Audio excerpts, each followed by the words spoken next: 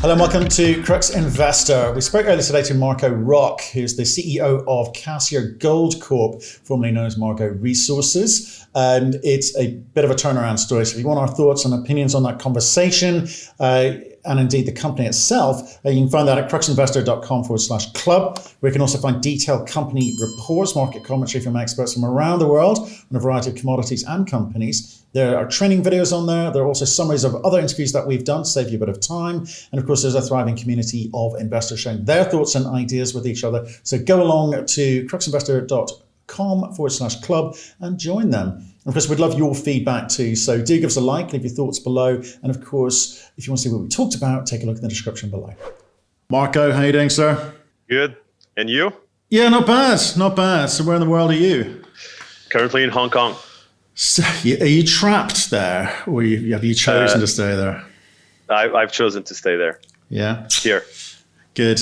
I think I spoke to you recently. We were doing one of those sort of online conferences together. You were talking about, what were we talking about? East Africa, Nubian Shield. Correct. Nubian Shield, yeah. How's that going? All good?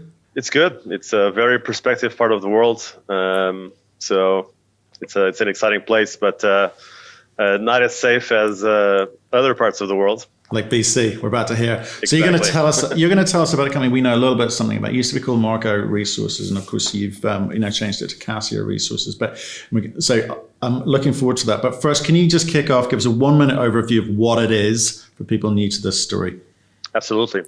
So Cassiar Gold is a Canadian explorer with the flagship asset being the Cassiar Gold property, which is located in northern BC. We have 1 million ounce resources, 4311 compliant, 1.43 grams per ton.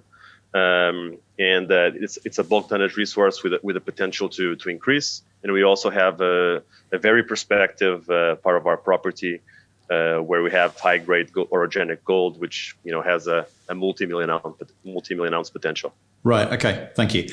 Last time we were talking to the company, it was about a $5 million market cap company. It had all the things you've just described, but no one really cared. So what's new? Well, there's several things that are new. I think there's new people involved with the company. Since July, I've joined as CEO. In August, we added Doug Kerwin as our chief technical advisor. And we added more recently last week, Dave Reese, structural geologist and orogenic gold experts, also into our advisory team. We've added significant cash to our balance sheet. So we actually completed 2 raises since then. In July, we've raised $4.5 million. Actually, just as of last week, we've raised an additional $6.65 million. And we also have kind of a different focus and a different strategy. As of now, we are very excited about growing the size of our bulk tonnage resource at Taurus, which is a focus for this year, and a focus for the drilling campaign that we just completed. And we expect drilling results over the next few weeks. And also for next year, the focus will be the high grade gold and quartz veins at South Cassiar or Table Mountain. Okay, I'm looking forward to getting into this. Okay, so you've gone from 5 million market cap to, I think, 27 million market cap as we speak today.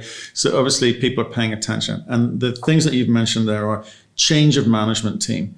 So you came in July, not so long ago. Why did you change the management team?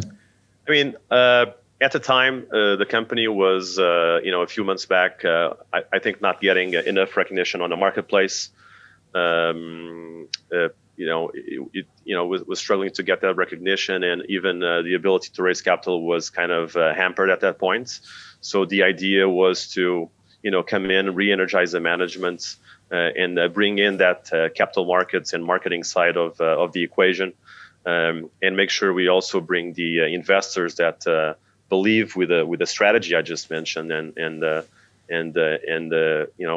to support the company and to execute the plan. But I think the first things first is they've always had bulk tonnage, they've always had high grade vein story. But let's talk about the people here. So you've got Steve Letwin and you've got Doug Kerwin, big names big brand names behind them, but why? What did they see in you guys? I mean, how does that conversation go?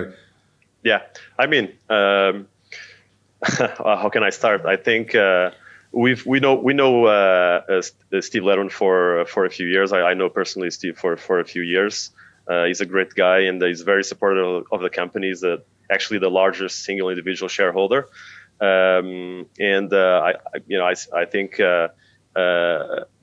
maybe just changing back to Doug Kerwin, because the vision came from him. So when I spoke to Doug Kerwin and discussed with him this opportunity about this property, the first thing I was actually inquiring about is there any major flaws? Does this asset have any major flaws? Why is it that the market cap is so low? Am I missing something here? When I spoke with Doug, I was expecting either, there's a major flaw here you go, or there's no more upside. Everything that there's to be found is already been found, so it might be a waste of time. And I was, to be honest, very surprised and shocked when I came, when Doug said, there's no problem with the resource.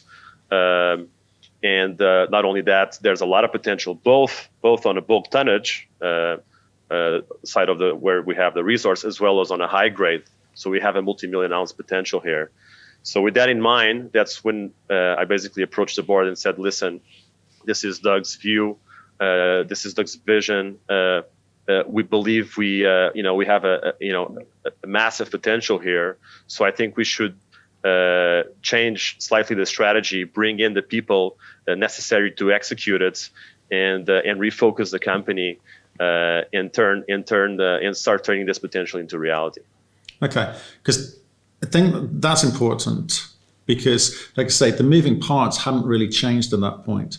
The previous management had that data. It's about the vision of what you do. So I'm intrigued. So you had that conversation with him. That's encouraged you to say, I can go and raise some money off the back of this, which you did. Where'd the money come from?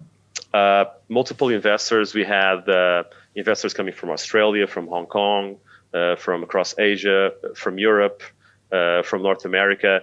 The first raise in July was a combination of veteran industry veterans, company CEOs, some of the biggest brokers in Canada, some institutional investors, and a lot of the management and the board as well came in significantly for that raise too. Right, so they're buying into the people who have put their name against this asset, which has done nothing for years. Okay, that helped. What'd you do with the money?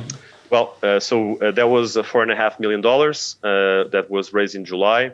So we immediately put together a drilling campaign focused around the current resource with the goal of confirming, infilling, expanding and exploring what we have. So we've actually just wrapped that drilling program last week.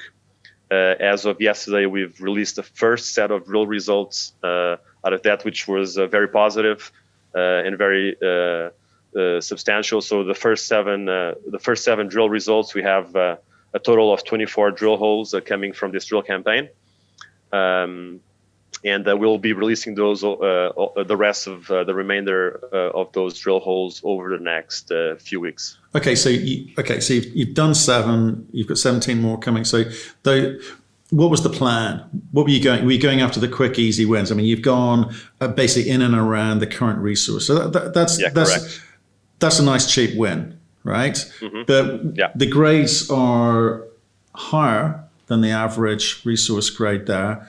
So so what now? I mean, could you not have been a bit more ambitious than that? Yeah, but we came from low starting point, so you got to manage dilution. Everyone wants things to happen with no dilution and immediately, and it's you need to find a balance between raising enough amount of money to create value, but not too much, not to create too much dilution. So it's always an iterative process. So that was a program that was possible and reasonable for that point in time. I think I'm very happy with the results that we have so far, and with the results that are coming from this drill campaign. Right, and the purpose is what? To increase the size of the resource to make it more attractive? Because you're sitting at over 1 million tons, million ounces at the moment, about 1.43, I think it is. Correct. Why is that the strategy? Why do you think that's the best way to go forward? Well, the main reason is that's where at that point in time, particularly in July, we have exploration permits for this part of the property. It's the part of the property we understood the best. The technical teams saw the potential here to potentially increase the envelope of non-mineralization, and given that the resource was open in multiple directions, we could add some ounces. We had some gaps on our resource as well, which the first set of drill results already confirmed as mineralization in those gaps. So that has the potential to add ounces there, also at depth and laterally.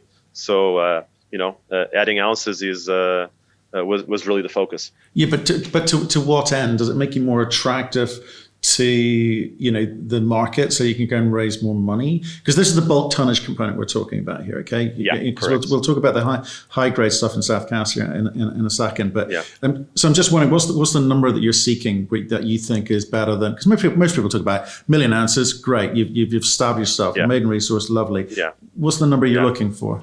This is very speculative, but the number that internally we believe we can get maybe on the bulk tonnage, maybe 2 million ounces. But this is very speculative. This is what where we intend to get, and the drilling will prove us right or wrong. Hopefully, will prove us right. Okay, so how much money have you got left after your 2 raises that you've done? Well, right now in the bank we have $7 million.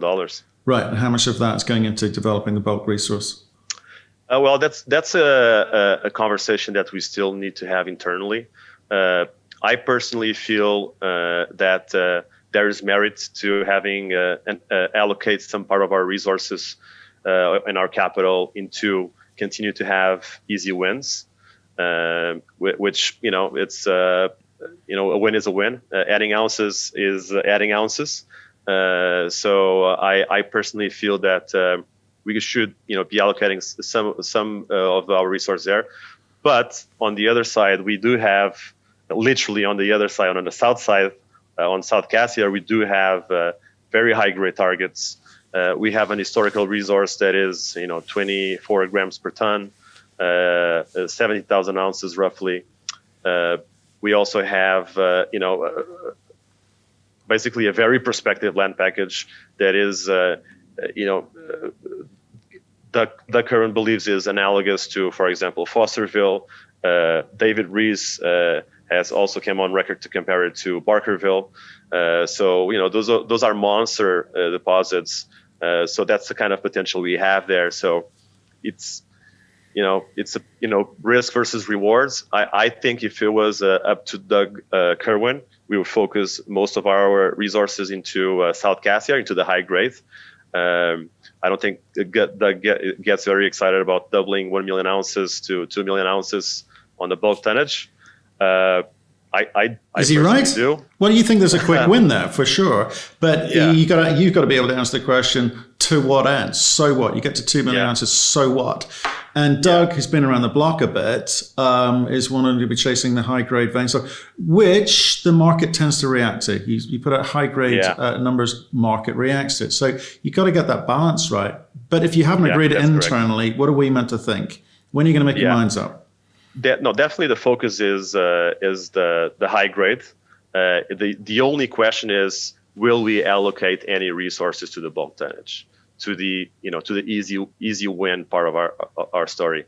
And as I said, the technical team is very, very much for focus entirely on the exciting stuff, the high grade, the hard but exciting wins. Okay, they're geologists. You're a finance guy. You're not. You're a finance guy. You're very good at raising money, okay? And you're very good at talking to the marketplace. So who's going to win that discussion? Well, I think if it's between me and Doug, it's definitely Doug. Smart.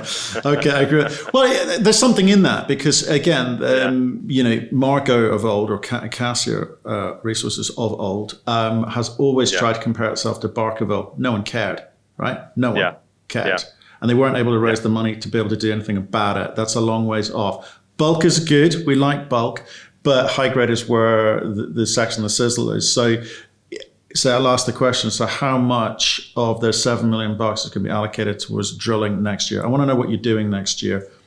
Yeah. So basically what is earmarked is, the $6.65 million that we raised, and we completed the raise last week, were earmarked totally for South Cassiar, for the high grade. So that's definitely the focus. Now, should we do an updated resource estimate at the bulk tonnage? Should we allocate a couple of thousand meters to keep increasing the bulk tonnage? You know what Doug thinks. I think there's some merit there. I'm not going to push hard, but I think there's a discussion that should be had there. But the focus and the target is South Cassiar, the high grade, and the goal is to drill there 15,000 meters. Right, and are these shallow holes? The meters I get, but are we talking about a lot of holes, or are we just talking, a few? How deep is this? It can be. We don't know, and that's what the exciting part of this. So we have. The bulk tonnage resource sits at the bottom of the valley, and then you have basically the South Cassiar part is more of a alpine on a mountain range, and these systems, these high grade golden quartz veins, can be multiply stacked. I was in a technical call last week, and and the number that was thrown, it could be like 1,000 meters, could be more. Barkerville and again Fosterville are good examples. It just keeps on going. We'll naturally start from the top, and we are also planning to drill some deep drill holes to see how far can we get, and starting to basically uncover what's down there and how deep this system goes. Okay. Does the money you've just raised cover you for the next year, or are you going to have to go back to the market next year as well? It covers for the entirety of our next calendar year, including drilling, including G&A, everything. Right. Okay. Right. So what do you want people to be thinking about Cassiar Resources? Because the story's changed. The story is changing. And I think people should think. There's two things. In this sense, the message can be a little bit confusing, but we have the bulk tonnage resource that is growing, which is surrounded by infrastructure, and there's some value to that, which should be substantial. And then we have another even more exciting story, in addition to the bulk tonnage, which is the high grade, which has a multi-million ounce potential. So you put the two together, and it's or actually even each one of these stories is in and of itself very exciting. It is, if you've got enough money to do something about it, right? Exactly. But for now, focus on trying to understand it better. I get that. Can I ask you about one thing which was talked about a lot previously in the Margaux days, which was the tailings. That felt that there could be significant value in that. Are you doing anything about that? Yeah. So we do have an estimated 600,000 tons at 1 gram per ton that was previously tested. It's an estimated, I think, 25,000 ounces. It's great. I think the company has looked at in the past of opportunities to monetize it. It's an option that we have. But to be honest, the size of our company, the resources we have, being both capital as well as human resources, I think we are much better off focusing on what matters, which is growing the resource, both the bulk tonnage, or more excitingly, growing the high grade. Okay. Yeah, I think there's probably something in that. As well as the name change, you did a rollback that just kind of make this a much tighter structure. Okay. How did that go down with the existing shareholders? Yeah, I think generally it was fine. There's always someone that prefers to, invest in penny stocks. There's people that prefers to invest in plus than $1 stocks. It was well received generally. I think we cannot please everyone all of the time. I think for the most part, everyone was pretty happy with the plan. The share consolidation made the share structure tighter, and the name change really re-emphasized the change that happened over the last few months. The change in strategy, the addition of people, and the new focus that we have. Yeah. Okay. Yeah, it was on life support. You've given it an injection of life. Good luck with the new strategy. Thanks for reaching out, because we wanted to see how things were going there, because it was always a good project. It was a case of it wasn't really moving at the pace it should have been. Stay in touch. Let us know how you get on, especially with the drill results, given it's a focus on the high grade stuff, and let us know how you get on. Okay. Sounds good. Cheers, Marco. Thank you, Matthew. Cheers.